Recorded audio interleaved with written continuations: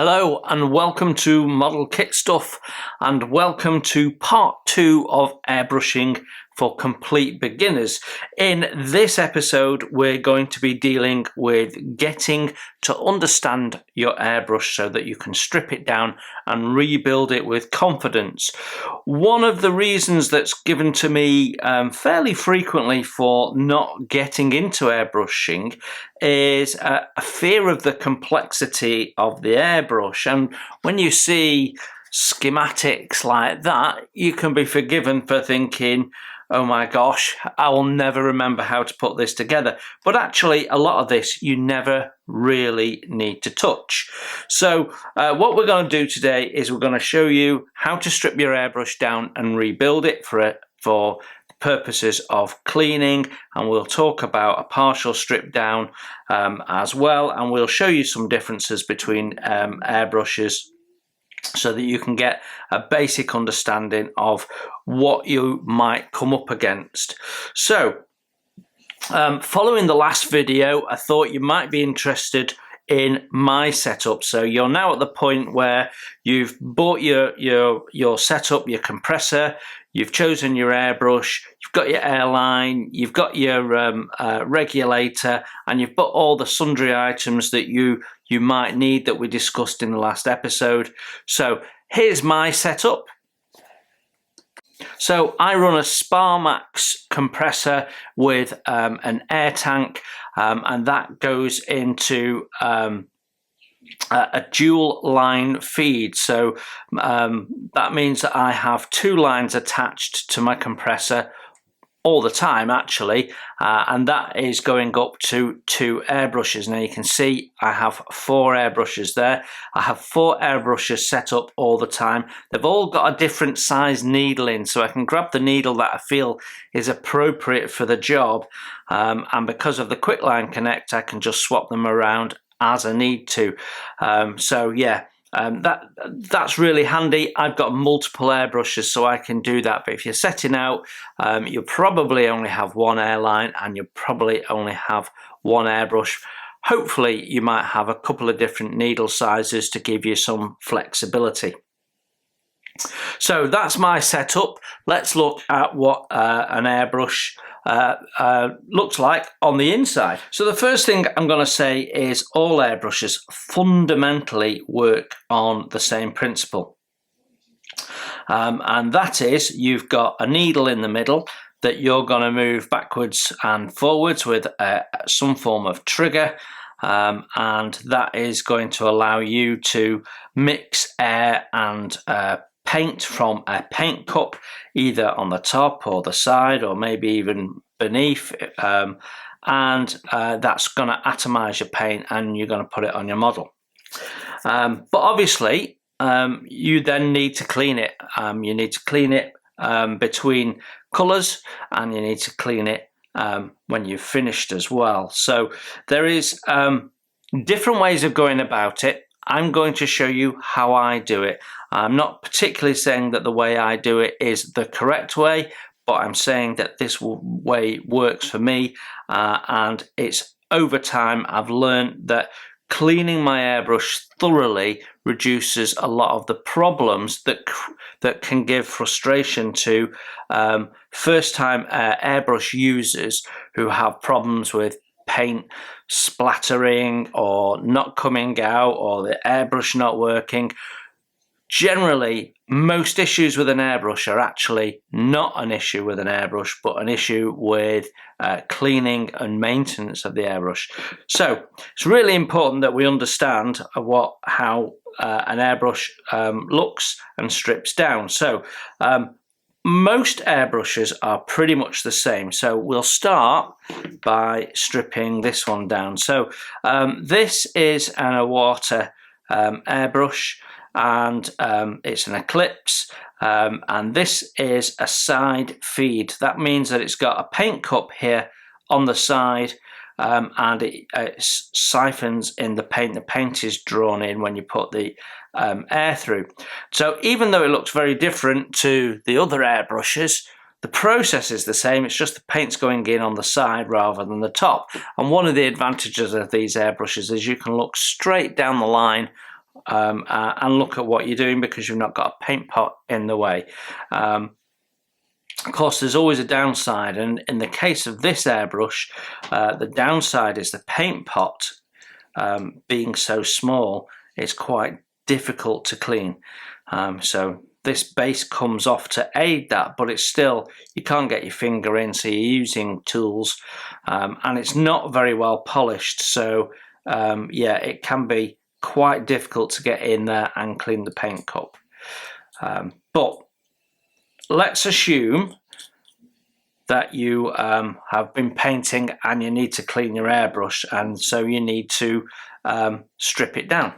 So before you start using your airbrush in earnest, you should understand how to strip it down and build it back up. That's because when you've finished having a play with it, you're going to have to clean it, and if you don't clean it properly, you're going to have problems the next time you do it, and that might be enough to put you off.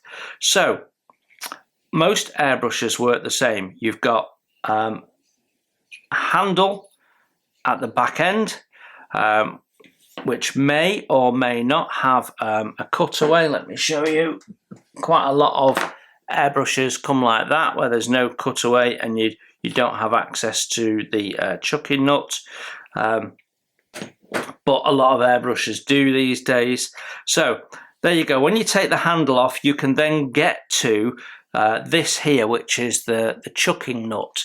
And what that basically does is it holds the needle in place. So when you pull the trigger, your needle moves. Now, at the other end, at the nozzle end, we'll have slightly different assemblies depending on the brand, but they'll all work in a similar way. So it starts with an air cap, and the air cap is there to primarily protect the needle from being damaged. Let's see if we can zoom you in a little bit. There we go. So the air cap protects the needle, so that if you put it down or drop it or something, you're not going to cause the needle any damage. It also does other things. It actually affects how the airbrush atomizes as well. So depending on the shape and how your cutaway is done, you can see here it's done differently on this one, and this one has holes that suck the air in to improve atomization. So yeah, there is all sorts of different air caps, but effectively they're all doing the same job of protecting the needle. So when you come to strip down your airbrush, there's lots of this built up that you do not need to strip. I'm gonna strip this down so you can fully see it, and we'll put all the parts out. So we've got an air cap, we've got a nozzle cover,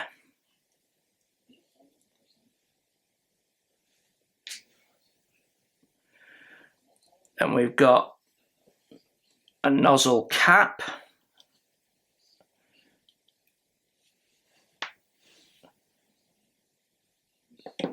then we've got our nozzle itself, and we'll come back to that nozzle in a minute. Then we have a chucking nut, and we have a needle. And those are fundamentally the moving parts for when you're painting that will come into contact with the paint one way or another, with the exception of the chucking needle that's well out of the way at the back end. But to fully strip this down,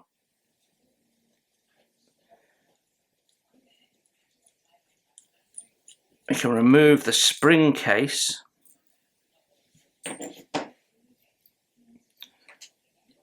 the spring and the needle chucking guide, and then we can lift out the trigger. Now that is fully stripped down, as you're ever going to need to do. So that's our water stripped down. I'm now going to strip, you can see all the parts there for it. We'll go through those in a moment. I'm now going to strip this. You might notice there's a little bit of tape on them. That's the needle size. I mark all my airbrushes with the needle size, so I know what I'm doing when I grab them. So let's just remove the paint cup. We'll talk about those separately. So even though the airbrush looks a little bit different, it's fundamentally the same. So we've got, that rolled away, sorry. So we've got a handle.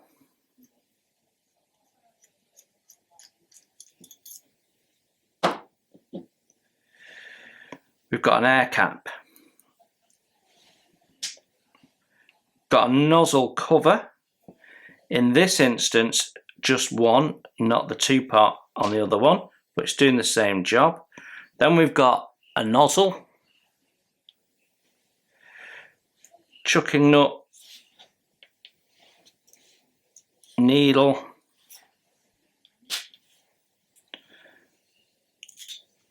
trigger,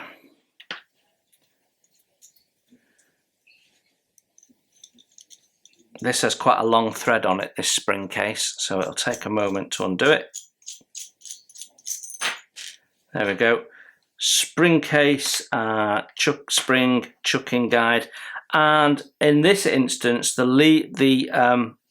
lever guide is separate, whereas on this airbrush it's on and hinged, and it's quite common to get both versions now in airbrushes. So you can see fundamentally the airbrushes are the same, so there's nothing here to be scared of. You can't assemble it in the wrong order, and if you don't assemble it correctly it won't work. It is possible to damage things. The thing that is most likely to get damaged is the needle, so you have to handle that with care. So what I would say is most airbrushes will come with something like this, so just have a look at it so that you're familiar with it, and you can see that you can identify parts easy enough. Spring, you know, it's easy to identify what they are. But other bits like in here, valves and stuff, we don't need to mess with that. You never really need to strip that down. Same with the control knob in the handle. You're probably never going to need to strip that down unless you're having a real disaster. The only time you'd need to strip this down any further is if you wanted to put new O-rings in, and that's not very often. In fact, most of my airbrushes have never had to do it yet, so I wouldn't worry about it. So there you go. So we have a main body, we have a handle, we have a needle, we have a nozzle, and we have the assembly for the trigger and the needle. Now, nozzles can be different. This one is short and stubby and quite small and easy to lose.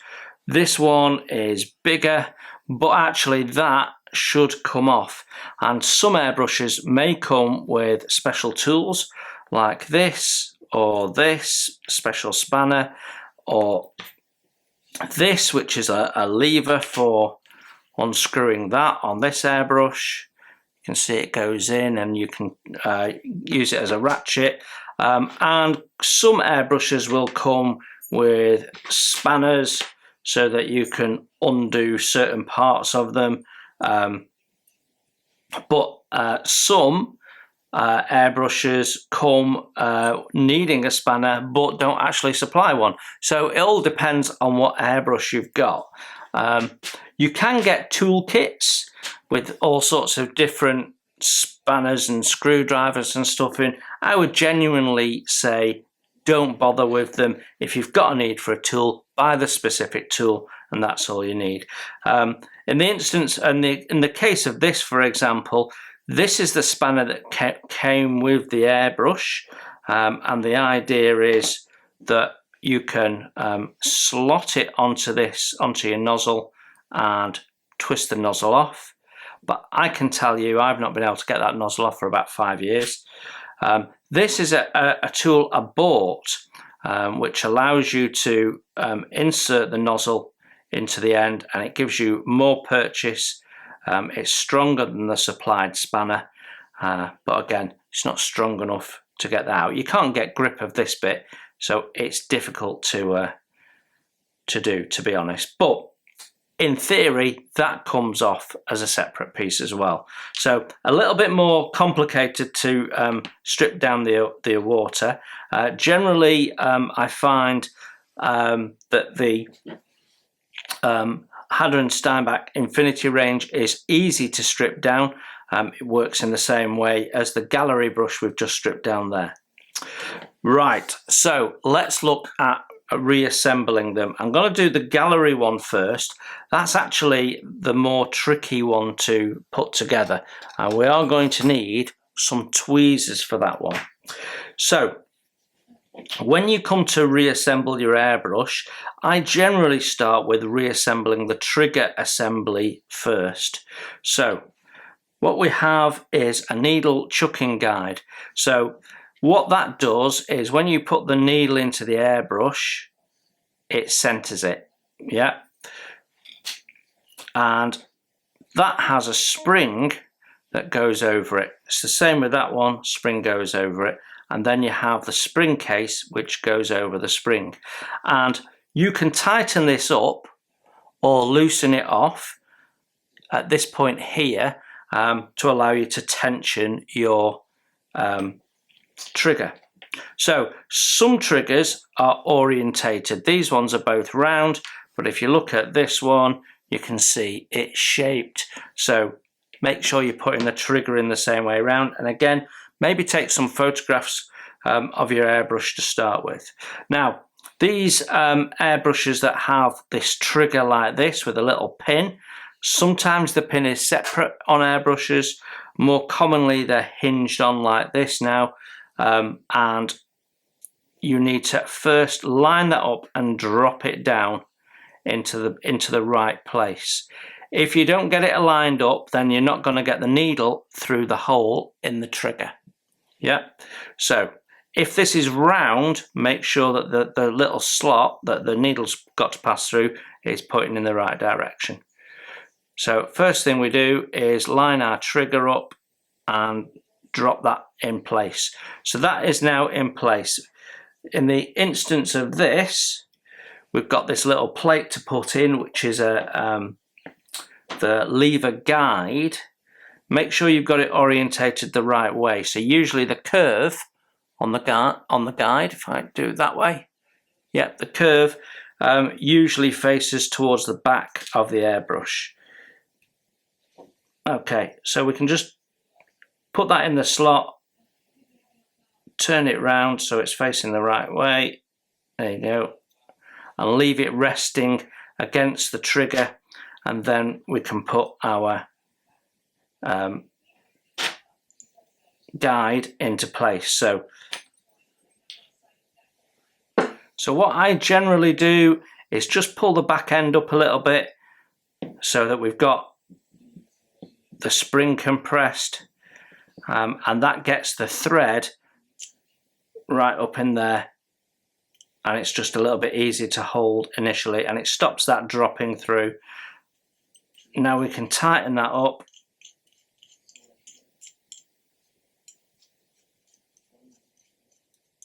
Like so. Now the reason why we do that first is because the needle needs to pass through this. We can't put the needle in without the trigger assembly. And then you can just check the resistance, and you can loosen it a little bit if you want it a bit slacker and a bit easier. There you go, like that. Or you can stiffen it up a little bit if you want a little bit more control. So for me, I find the stiffer the better, but that's going to be personal choice. So now we've got all that on, what we can do is assemble the nozzle. So what we'll do is we'll put the nozzle back into the nozzle cap, like so, let that drop into place, and put our nozzle on. Finger tight. Don't be using tools to tighten it up. It only needs to be finger tight. If you over tighten it, you start crushing, compressing, damaging your O-rings, and you don't want to do that. So everything on an airbrush should be finger tight, so it's easy to undo, but not too slack, because if you don't put that on properly, you'll get bubbles in your paint because of the air is being forced out through the thread rather than through the nozzle. Okay, we can now safely put our needle in. Now, I always put the needle in from the back, and I always take it out through the front. I'll explain that to you in a minute. You might at this point get a little bit of resistance. Don't worry about it. That's just the centering of the needle. There you go. And then when the needle is pushed all the way through and you can't push it any further, and we can see it through the nozzle, we know that that's in the right place. We can then tighten up the chucking nut. Just test that that's moving back with your trigger. Yeah. Then pull the trigger back so that the needle is inside the case. Put your protector on, your air cap, and then you put your body on. Now that is the same for every airbrush I've ever had. They all work in the same principle, and stripping them down and building them up is nothing to be afraid of. So yeah, really easy. Let's just do this one quickly, and then I'll show you a couple of differences on the other airbrush. So in the instance of this, I'm going to put the nozzle in first and put that outer nozzle case on. And I'm doing that just to show you that it doesn't really matter which way round you do it, as long as before you put your needle in, you've got your nozzle on and you've got your trigger built up. So same process with the trigger, is we just drop it down into its hole. I find it a little bit trickier to align this one. There we go. And then this will just go in. We don't have to drop it in with tweezers. We can put the spring over it. The spring case goes over that and tightens up.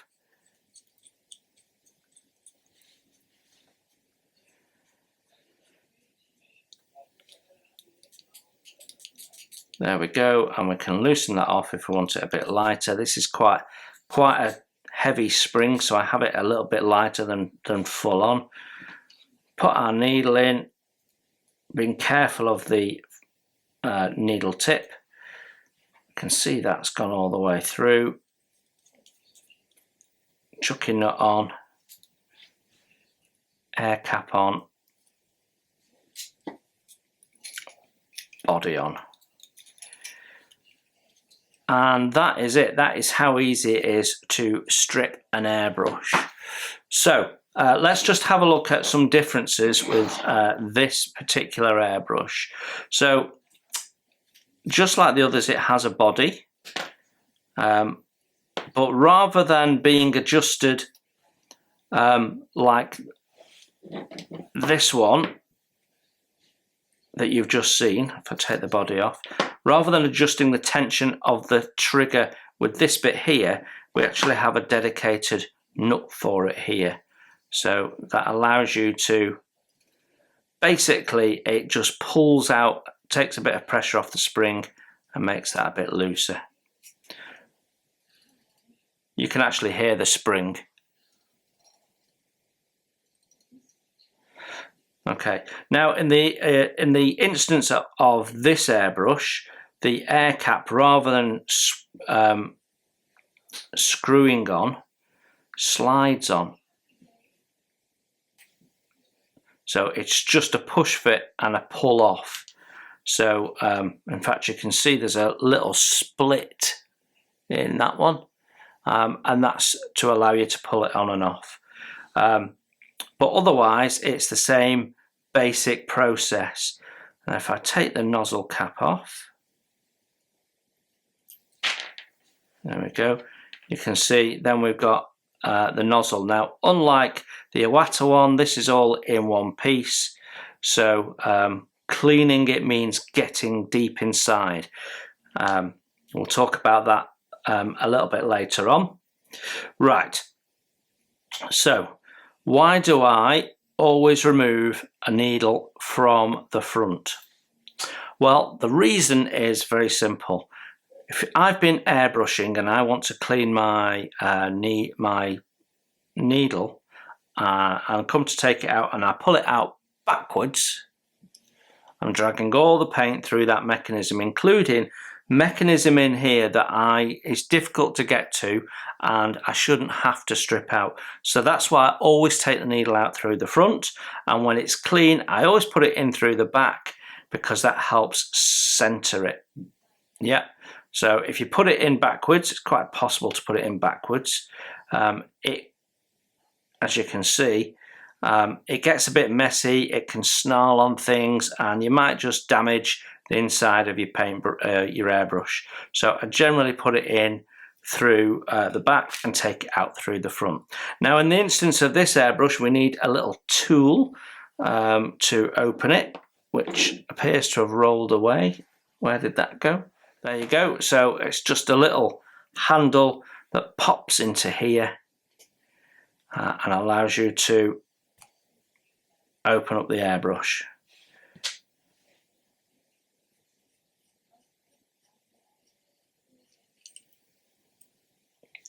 But otherwise, the basic principle is the same. You've got a chucking nut that's holding the spring assembly in. You can see it's absolutely identical. They might have done something fancy with hexagonal shapes that interlock and gold plating and stuff like that, but at the end of the day it's fundamentally the same mechanism. The trigger here is slightly different, and this is what I wanted to show you. The trigger here is a little ball that pushes down, and these can be a little bit more fiddly to install, and you've got two holes, a hole there and then a hole in the trigger that you've got to get the airbrush through, but it's a nice smooth operating trigger, and it's actually, I find it easier to install because unlike the others that you've got to dangle and line it up, you can just plump that one in like so. So as long as you've got the hole facing the right way, you can put it down. If the hole's facing the wrong way, it's designed that you can't even fit it into the hole. So you can only assemble it correctly, and it's those little nice little ideas that make the difference. So otherwise, this is fundamentally the same. So you will get differences in nozzle shapes and what have you, but the basic principle is the same. So I've shown you how to strip your airbrush, and what you should do is play around with yours, strip it, reassemble it, strip it, reassemble it, do it 2 or 3 times till you're confident with it. So let's talk about stripping your airbrush when you're actually using it. So there's different levels of stripping the airbrush depending on what you need to do. So let's start with making a colour change. So when we do, in a future video, when we do some spray painting, I will show you the cleaning process, but we'll talk you through it so you can understand how to strip the airbrush for different tasks. So if you've been doing some painting and say you've been putting a colour down through your paint cup, and then you want to swap colour in the same painting session, all you really need to do is flush out the paint cup. So put some cleaning liquid in, swill it round with your paintbrush, tip it out, do not blow it through, because what will happen is dried sediment of paint that's on the side walls of your paint cup will go into your airbrush chamber, and then that'll clog your airbrush, and then you'll start having a problem and you'll have to do a full strip. So never clean up paint in your paint cup and then start flushing it through. You might get away with it once, you might get away with it 100 times, but occasionally it will cause you a problem. So do yourself a favour, pour the paint out of your cup once you've given it a swirl round. You can then Once you know you've got no paint in the airbrush, you can then, if you wish, take your paint cup off, go and clean that, run it through, wipe it out with a bit of tissue paper, whatever you want to do to get it clean enough to reuse, and then put it back on or swap for a different size depending on your job. You should, if you put enough cleaning fluid through and maybe some water or whatever, you should find that by cleaning the cup you've also cleaned the needle and the nozzle chamber as well. And then all you need to do is put some more paint, thinned correctly, and put that through, and you just blow it through until you see that paint starting to come through and you're ready to go. So that's the lowest level of strip down you need to do. Possibly take the paint cup off, give it a wipe. Yeah. So if you've then been doing something like, I'll give you an example, you've been painting with primer, then you probably want to do a partial strip down before you use colour. And the reason is primer tends to grab, stick to the sides, stick to your needle, so you probably got to do a bit more of a strip down. So what you want to do in that instance is, just as we've talked about, clean your paint cup exactly the same way, decant the paint out, clean your cup. Just take your nozzle off, like so. Take your body off, like so. Loosen your chucking nut, that's all you need to do, just loosen it. Push your needle through. Clean your needle, so some cleaning fluid on a soft rag and just twist the needle through so that it's nice and clean, and you've got no paint on it, unlike this one which does have paint on it. Cool. See, that would have caused me a problem. Then you might want to take the nozzle out and just run a brush in it with a bit of cleaning fluid, possibly, but it depends. If it's primer, I find everything has to be given a quick clean because it's designed to stick to things, so it does. Then you can put your nozzle back on, put your clean needle back through, possibly put a bit more cleaner through your airbrush, and then load it up with your next colour, and away you go. So that's a quick partial strip down, so that you can just clean your needle and your nozzle. And I would say that most of the time that's all you need to do, because paint shouldn't be getting into this part of the chamber. It shouldn't be getting up to here. So the only time I really give an airbrush a full strip down, like we did at the start of the video, is when it needs a deep clean. If I've got a problem, then I need to strip it down.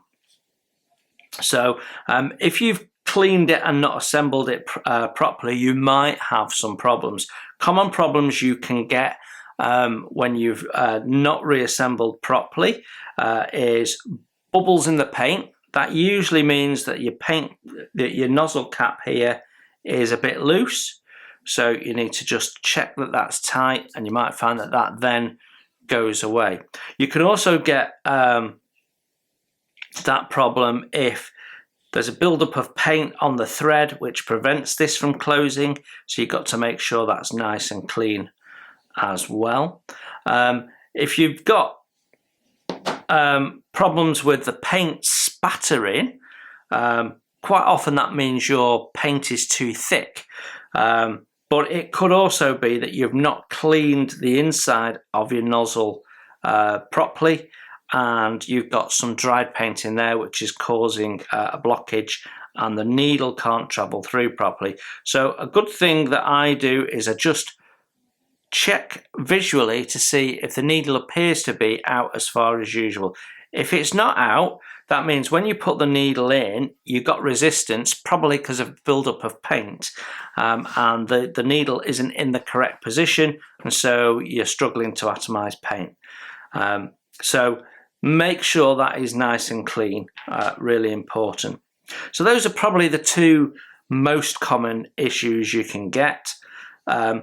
If you're pulling back on the trigger and you're finding that nothing's happening, you can hear air but there's no paint coming out, another thing you can do is just check the chucking nut is nice and tight and is actually grabbing the needle, because if it's a bit loose, if I just loosen that for you there, it's a bit loose, you'll see the needle stops moving. That's because the chucking nut is not squeezing that, pincing it together to hold on to your needle. There you go, now you can see that's moving. So those are the things to check. What I generally do when I've done a clean is I just go through, whenever I finish assembling it, I just go through and do a finger check, make sure that's tight, check that the trigger that it's moving. Another reason why it might not move is sometimes if you've not cleaned it properly and you've got some paint on the inside of the needle, but as that paint dries, it's welded itself between the inside body of the airbrush and the outside of the needle, and it's basically jammed and it won't move because you need to strip it and clean it. So that's why it's important to clean properly. If you're not sure and you're starting out as a novice, then what I'd say is just do the strip after each colour. So take your needle out, clean your nozzle, clean your needle, clean your paint cup, clean the thread area there and inside the cup, and then reassemble it after each colour, even if you're just changing colour. It's a good idea because it gives you some practice, and it also allows you to ensure that you've got some peace of mind. Now, another reason that your airbrush might not work after a strip down is this might have come loose if you're using one, this quick connect. So if that's a bit loose, you could get air escaping through the thread there rather than coming into the airbrush, which can do two things. You might get no paint coming out, or you might get a reduced amount of paint coming out because you've not actually got the correct air pressure. You'll usually hear it hissing because it's leaking out even without the trigger pressed. But if you press the trigger and it sounds like there's not really much air coming out, it's usually this is the first thing to check. It's not a problem with your compressor, it's a problem with your fittings. So just make sure everything's nice and finger tight. And there you have it. That's how you strip down airbrushes and rebuild airbrushes. Yeah, so I hope that was useful. If you've just started out on your journey with airbrushes, first thing to do is to get familiar with your airbrush, stripping it down, cleaning it. And then the next thing you need to do is to get to grips with how the airbrush works, putting paint through it, and so on. So in the next episode, we'll deal with putting paint through, thinning it properly, and solving some of the issues that you can get with paint when you first start out with your airbrush. Until then, you enjoy your modelling. Thanks for looking in, and I will see you very soon. Bye for now. Thanks for watching. Please hit the like button and subscribe if you haven't done so. It's free, and that way you won't miss my first impressions, my tool reviews, my product reviews, and any of my builds, including wooden model kits as well as plastic. It's all free, and if you'd like to support the channel, you can hit my PayPal link in the text below. Every pound goes straight into the channel to keep the cameras rolling and to do more fun stuff for you to watch.